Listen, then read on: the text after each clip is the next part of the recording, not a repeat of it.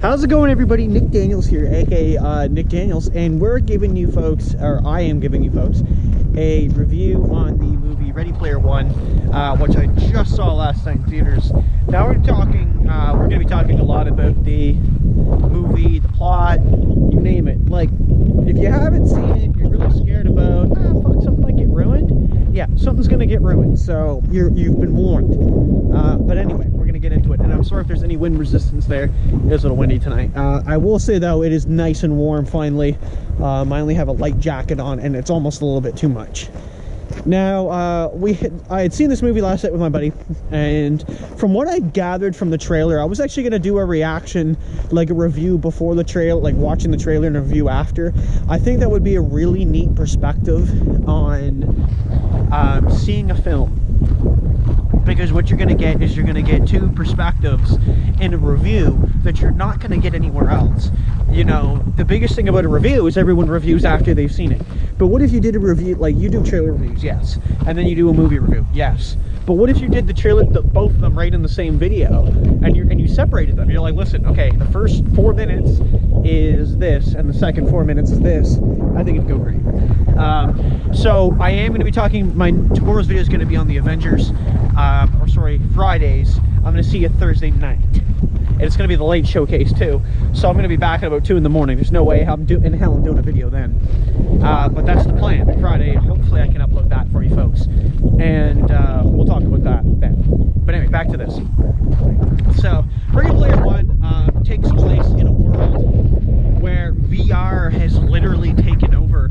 I like watching these movies. Like I don't want to be that guy that's saying like the movie was like one of those really cheesy ones. It's very cheesy.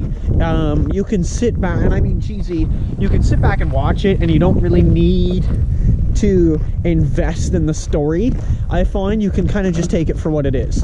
And you know, there's some humor and stuff in there, of course. Not a lot, but there's a little bit. There's a little bit of humor. Now, like again, yeah, it takes place in a world where VR is taken over. And one of the biggest things they show in the film, though, is one of the things I like watching is how everyone is basically just consumed by this VR world.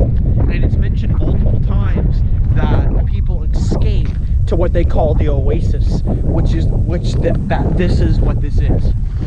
Now, there's two partners that make up the Oasis, right, originally, and one of them, his papers get signed over. And then the main guy, which I honestly kind of forget his name, to be honest, but this old fella, and he talks right slow, and you know, he's right nerdy, like, you know, he ain't approaching any women, okay? And what he does is he puts an Easter egg into the game, right? Easter eggs are a part of things, are a part of games. And yeah, he puts an Easter egg in there, and he says, listen, anyone who finds 3 keys can get this Easter egg. Okay, and of course anybody can just get the key. Like, you know, it's not like limited to 3 keys in the world. There's literally just 3 keys, and multiple people can get the same key. And the first way to get it, it's the only way they know how to start the keys, and apparently like in 10 years no one's figured it out. It's a race, and apparently the race is unbeatable. Okay, I didn't know that at first. I actually thought people were beating it, they just couldn't figure out how to get the key. But no, apparently it's unbeatable, and I love that it starts that way too. Like, it's fucking intense. Like, there's a lot going on. That's probably the only complaint I really have with the movie, is there is a lot going on the screen, and you really have to try to pay attention, and it's hard. But there's like 300 plus references in the movies to other things, so you really have to watch. Like, I didn't get anywhere near 300, but I've seen a lot of videos where they're claiming there is 300 plus, and they've spotted them all. So that's something that, you know, you really want to pay attention for, especially if you know like a lot of older references. Like, there's a ton of them. But anyway, point being said, they get in this race, and this Holiday guy, that's all I remember his last name, I think it was Holiday, he puts like all of his archives out there of his memories and things, and you can go through them. It's like but it's actually like 3D, right? You go in the game and it's actually like right there in front of you. And one of the cool things about it is that our main character figures out something about going back in time, like full speed, like it's like he's giving away the hint. So he goes into the race originally not knowing this. So, right, and he goes to the race, and it's like fucking carnage, man. Like, people are getting blown up, spikes are coming up through the ground, killing everybody. And apparently if you die in the game, you just get reset. So anything you've worked for, all that, it's all gone, and you start at 0. So these people are in there, and there's this chick, what I call the light cycle from Tron, which I'm pretty sure it was a light cycle. And he's like fanboying, right? So this is how he meets this first chick, that'll become super important later in this movie, by this race, because she's like a badass, right? Like, it shows her like surviving. And they're facing the multiple odds. Like, even at one point, Kong is in the race, and he's trying to destroy you. And at the end, apparently no one has ever got past Kong. That's what he says in the movie. He's like, no one's ever beat Kong. No one's ever beat it. And he doesn't. Neither one of them beat it at the end, right? They get stopped by Kong. And when he comes back through the second time into the race, it's really cool. Nice scenery there, by the way.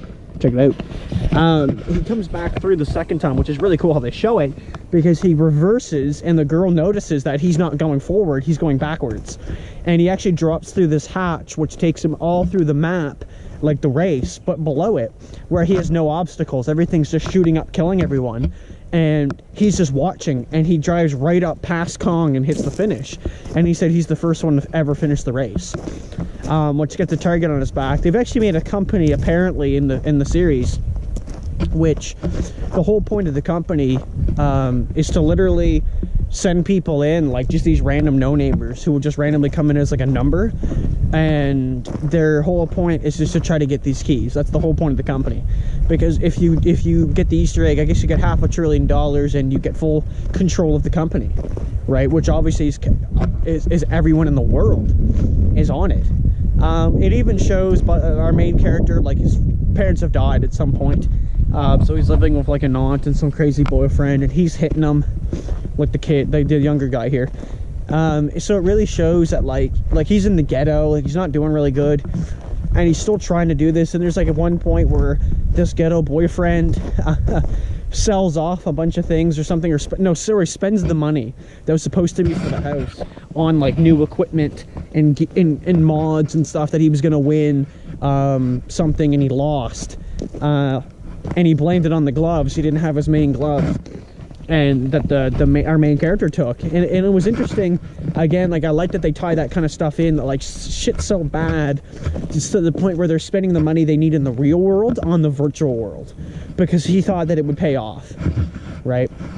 Which is really shitty that they thought about it that way. Now, there's a lot in the movie I could talk about, but I just really wanted to hone in on that first key. The next 2 keys were kind of cool. Like, you get hints towards them.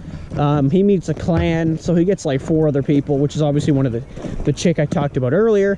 But her avatar can look like anything. So her avatar is completely different from looking from her, right? Like, it doesn't look anything like her. It's this pink chick with spiked hair and stuff. Like, his buddy H is this huge fucking guy that's like some fucking half robot, but when you meet him, he's just like some young black kid. And then there's these there's these 2 guys that are like these sword fighters that are with them, which are pretty cool guys. And then one of them turns out to be 11 years old, and that was really neat when they all met each other in real life. But one big thing he does slip up on is he says his real name when he's in the Oasis, and apparently you're not supposed to do that. That's like a big fucking thing. Like, you just don't tell people your real name. Like, you don't trust people on there. But it turns out, in fact, that they all trust each other at the end. She's part of some resistance. Ironically, we don't really see any resistance. That was kind of something, again, let down. When she said the resistance, I actually thought that there'd be a good amount. The final battle was kind of cool, actually. They had like a massive battle. And again, it was like people dressed up as like Spartans and stuff running in there. And it was just this massive battlefield with, again, too much going on. But it was really cool. I really enjoyed the movie. I know I've kind of rambled a little bit here. But like overall, like I said, it was just a really good film. That's all I really wanted to talk about. I mean, there's too much to talk about, but we'll talk about that for now. Like I said, overall, I really enjoyed it. I had a good time. Watching a movie like that, I don't know what to expect walking into it, and I was not disappointed. That's a big thing I have, is walking to a movie, going to a movie, and then being let down. And again, it was only like $6 to see it, and I actually was quite happy with it. I would definitely like to see it again. It was that good. It was definitely full of action. I thought there was a strong storyline. Surprisingly, I've heard people say it was weak. I don't know what they're talking about. I really didn't complain. So anyway, thank you so much for watching, everybody. Nick Daniels here, signing off, and I'm really gonna take a pee, so we're gonna go from there. Cheers. And check out the movie. Good time.